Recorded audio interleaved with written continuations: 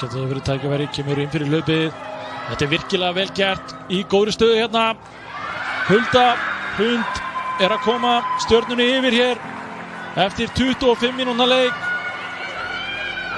Það þurfti ekki mikið pláss þarna og gríðarlega flott hlaup þarna hjá Huldu Hrund Arnarsdóttur inn fyrir vörðuna. Sjáum þetta aftur hér. Tímasetur þetta virkilega vel og tekur síðan bara eina snertingu fram hjá Tinnu. Bolti síðan fyrr inn á markteig.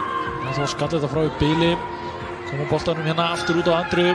Það var góðan tíma til að aðtapna sig. Kemur með sendingun inn á markteig og þetta endar í netinu. Hanna Sjarts að tvöfalda forystu Stjörnunnar hérna rétt fyrir lok fyrri hálfleiks. Tinna gerði vel í að verja þarna fyrsta skotið í markinu en frákastið endar hjá Hönnu. Hennar þriðja mark á tímabilinu. Sjáum þetta aftur hér. Gera vel í að koma boltanum út á Andru með nægan tíma. Þetta mjög vel varið þannig. Þetta bara að reyna þrjum honum á markið. Sjá hverju það skilar. Eva Rut gerir það og þetta stór glæsilegt mark. Eva Rut Ástórsdóttir að minnka muninn fyrir Fylki hér. Mark beint úr aukaspyrnu, einna konfekt.